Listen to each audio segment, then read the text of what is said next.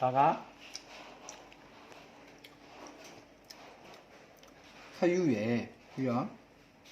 베네디 아시고 너 베네지고 베네지 뼈ပြန်ချက် 하유네 베네지 뼈 쉐가 다음에 다ကြတော့ 저기 막မြင့်နဲ့ငါးကောင်းနဲ့ကိုဟင်းညွတ်ချက်တယ်တောက်လို့လည်းရတယ်ထမင်းနဲ့စားလို့လည်းရတယ်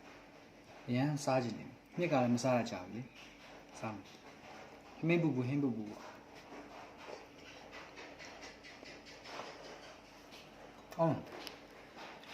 ဟုတ်ချင်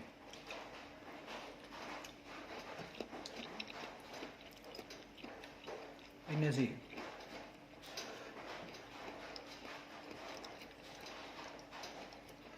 ပိနေစီလက်ရထမင်းလုံးနဲ့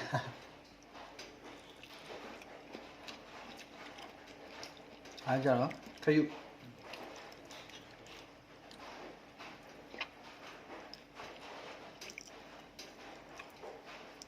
ဟောက်ကောင်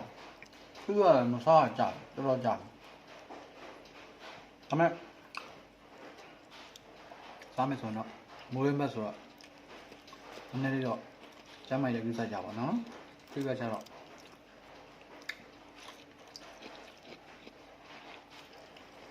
အေးတယ်ဆိုတော့လေအေးစားဆိုဘိုင်းနဲ့တိတ်မတိတ်ဘိုက်တွေဘိုက်အောက်တာဖြစ်တယ်အားကြောင့်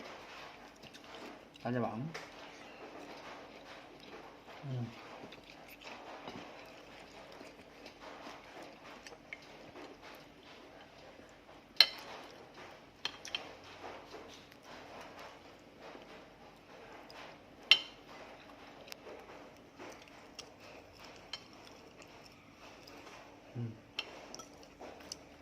မှာ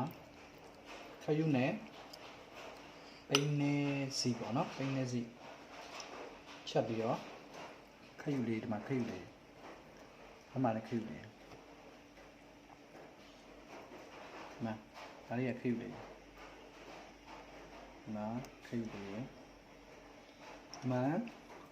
ခယူလေးဆောင်းချက်ချက်စားကြည့်ပါနော်ပိနေစီနဲ့ခယူနဲ့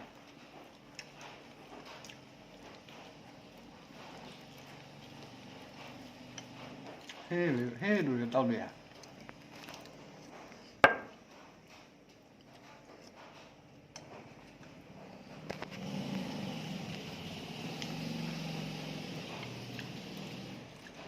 ကောင်းတယ်